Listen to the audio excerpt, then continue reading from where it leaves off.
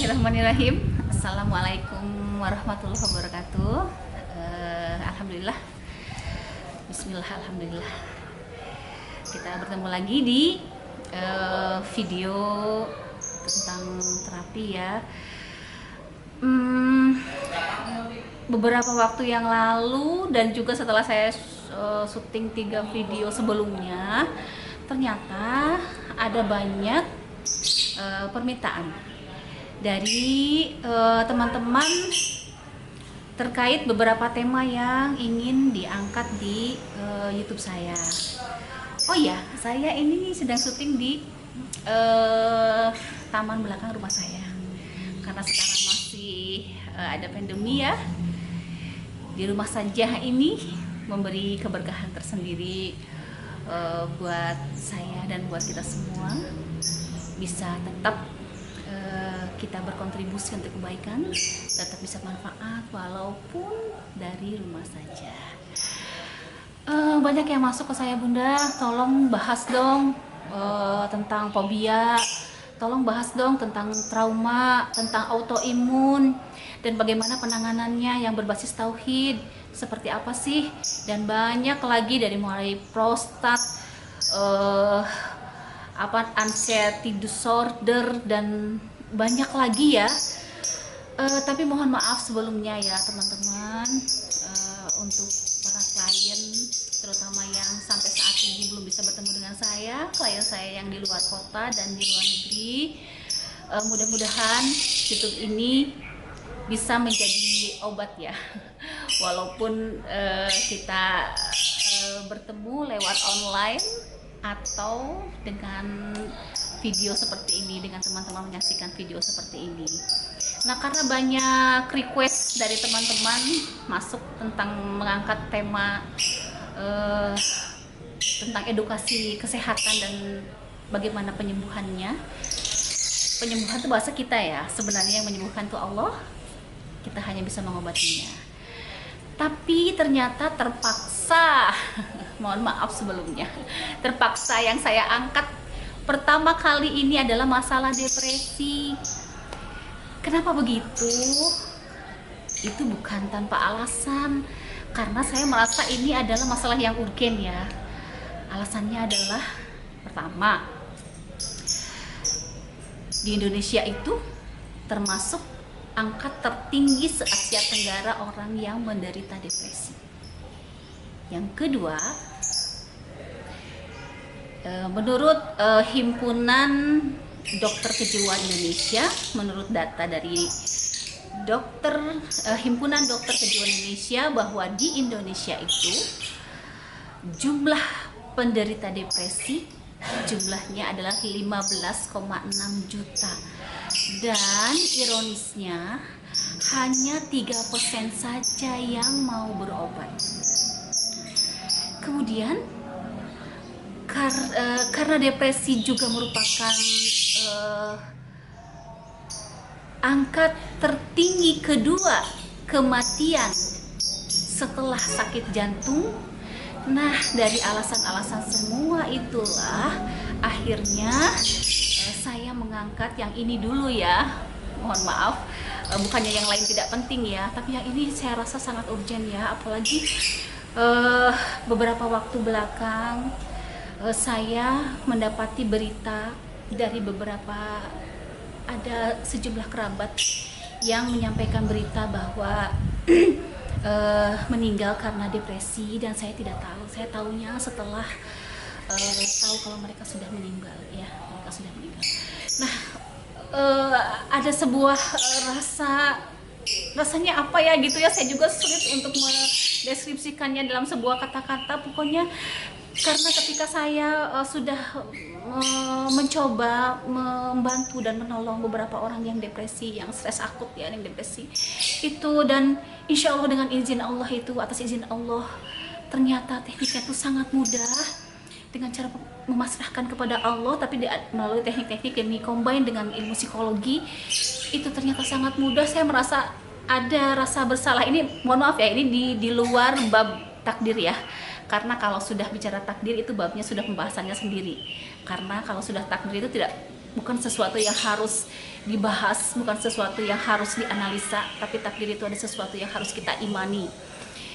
Itu di luar bab takdir. Ini kita sedang bicara dari sisi sudut pandang kesehatan yang di kombinasi dengan ilmu tauhid. Nah, banyak sih sudah ya di YouTube atau bisa searching ya tentang perbedaan stres dan depresi itu banyak sekali. Cuma karena kata teman-teman belum pernah ada pembahasan yang dikombin dengan sudut pandang ketauhidan, itu akhirnya ini yang saya merasa penting ya, merasa urgent untuk dibahas lebih dulu. Nah,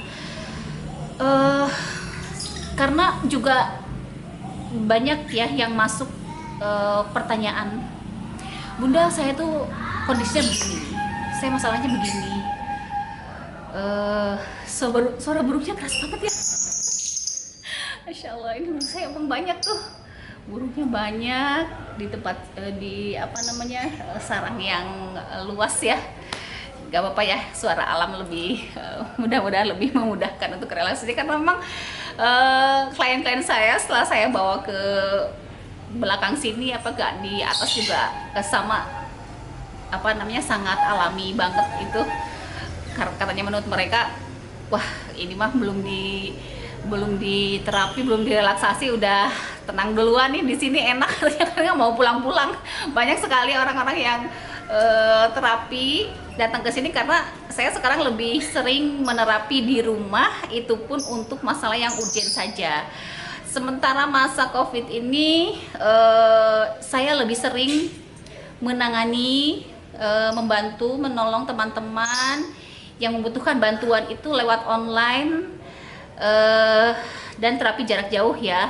Dan saya pun nggak pernah ke kantor selama 4 bulan lebih ya, hampir 5 bulan ya, saya nggak pernah ke kantor. Jadi itu untuk yang urgent itu dibawa ke rumah dan di sini ruang terbuka, itu tetap dengan memperhatikan protokol kesehatan dan tetap ada tes dulu ya sebelum dimulai terapi. Oke, kita kembali ke laptop tentang depresi. Banyak pertanyaan dari teman-teman, Bunda, kalau saya kondisinya kayak gini nih, saya udah nggak mau makan, saya udah nggak mau beraktivitas, saya kok sedih terus menerus sih Bunda, apakah saya ini depresi Bunda, apa saya termasuk kategori depresi, apakah saya stres biasa? Nah, dari pertanyaan itu oke lah, saya sedikit mengulas ya perbedaan antara stres dan depresi agar teman-teman lebih paham. Karena sebenarnya semua orang itu pasti ada fase stres dan depresi sesuai dengan kondisinya masing-masing yang berbeda ya.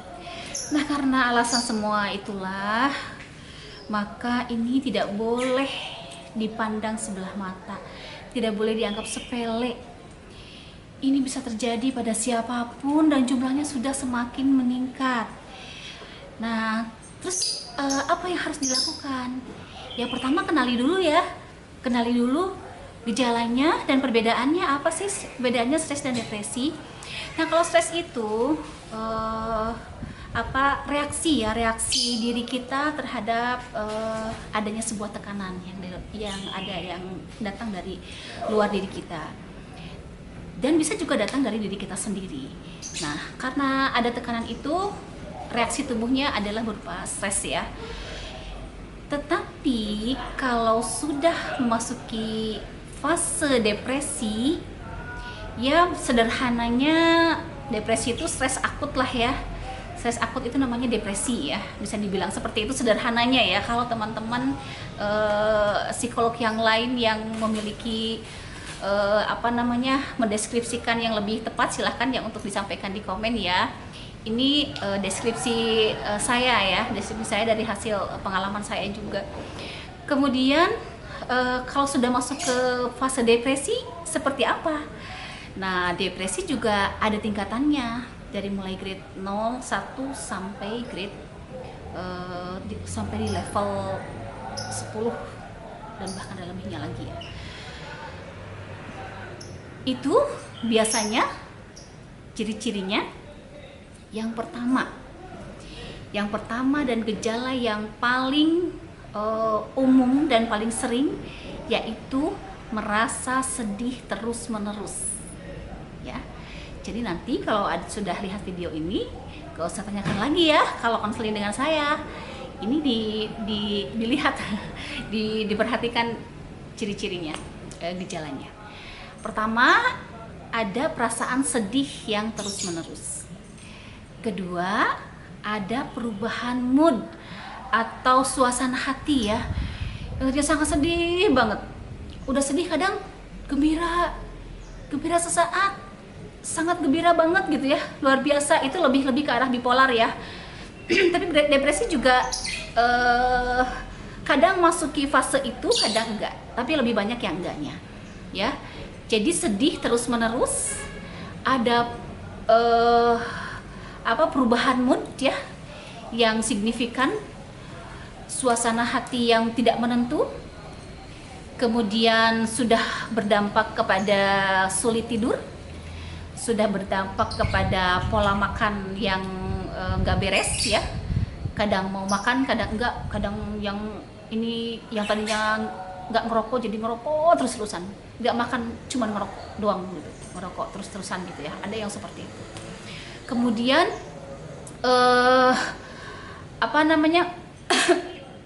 maaf. Kemudian ya itu yang paling umum ya, gejala yang paling umum itu sampai di level tertinggi, punya keinginan yang kuat dan besar untuk melakukan bunuh diri ya.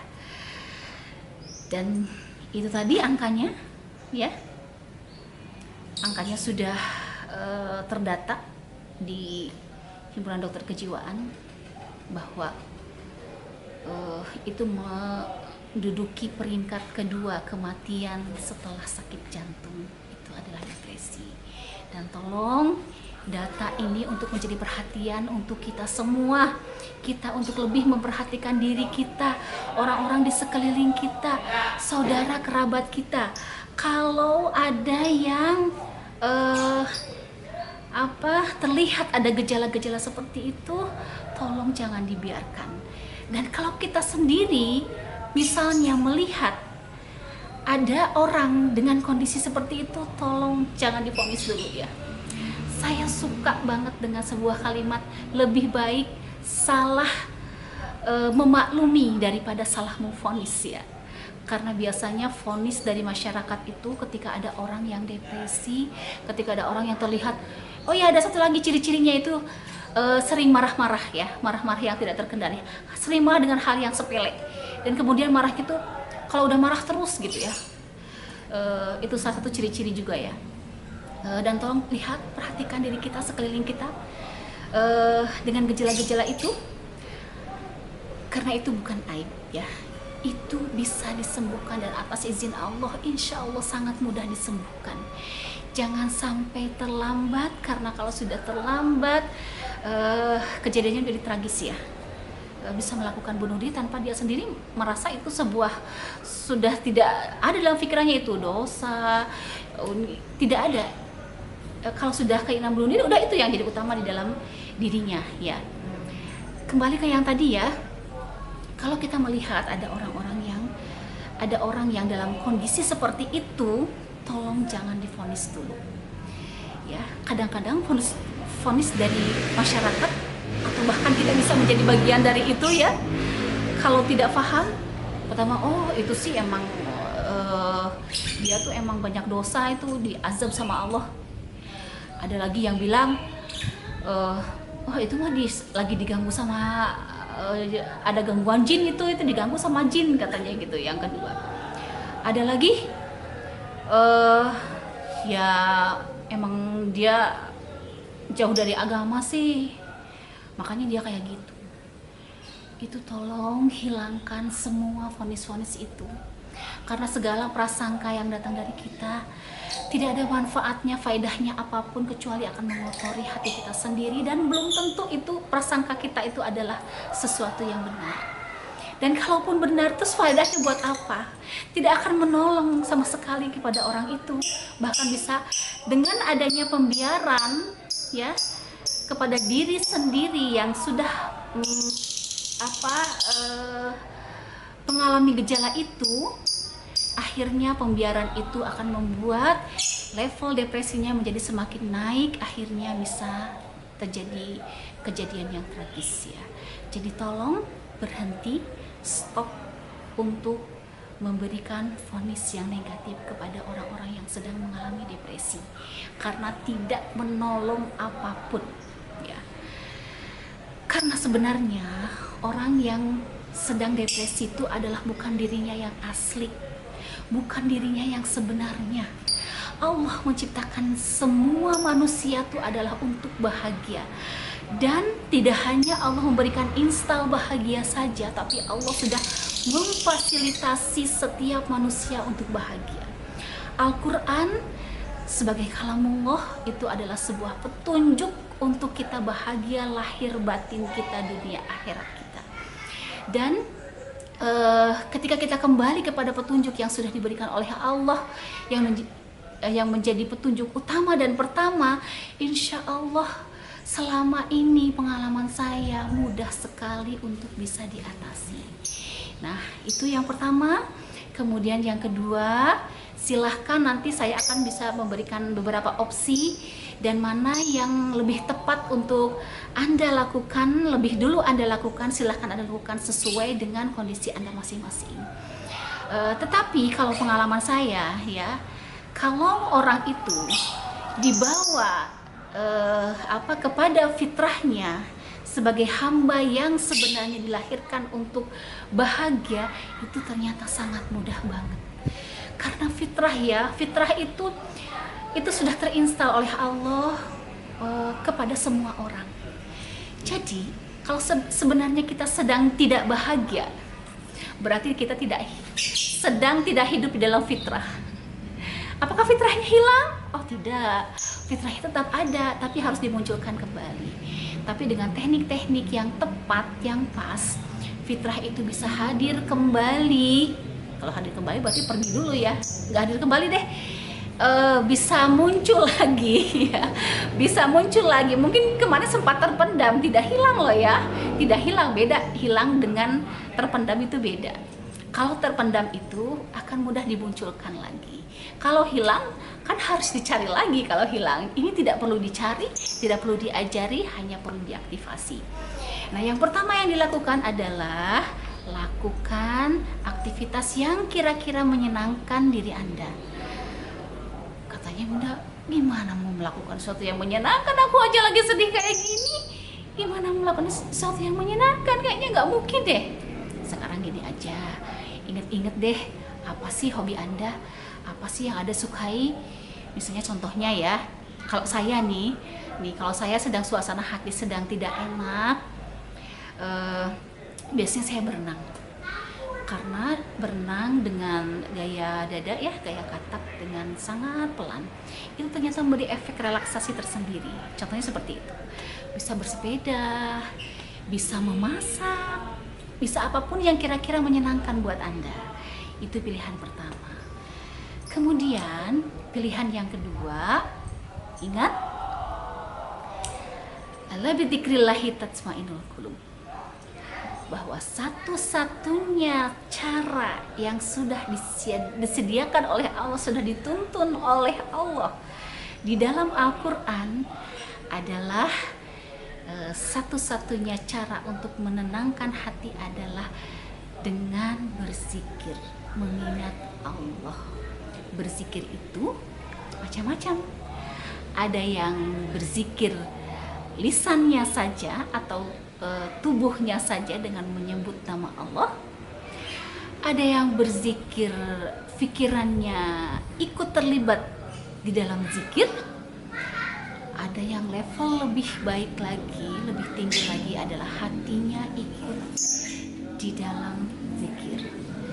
Dan zikir tidak ada lagi cara yang lain untuk membuat tenang hati itu kecuali dengan mengingat Allah. Boleh diawali dengan terus menyebut nama Allah dengan kondisi relaksasi, tenangkan, lemaskan seluruh badan. Bagaimana sih memulainya agar lebih mudah? Paling memungkinkan untuk memudahkan adalah mengatur nafas. Duduk, yang nyaman, senyamannya Anda. Yang penting relax ya. Tidak perlu harus duduk, boleh berbaring juga. Yang penting juga relax ya. Nah, dalam kondisi relax, silahkan Anda mengatur nafas senyamannya Anda. Kalau menurut hasil penelitian, kalau terhitung 478 ya, 4 hitungan tarik nafas, 7 hitungan menahan nafas, 8 hitungan membuang nafas. Dan cara membuangnya pun boleh sesuai dengan nyamannya Anda. Boleh seperti meniup lilin seperti itu, boleh juga seperti mengeluarkan nafas hangat seperti itu juga boleh. Silahkan Anda coba, nanti setelah Anda coba Anda akan tahu mana yang enak buat Anda, mana yang lebih nyaman buat Anda. Nah, silahkan coba seperti itu.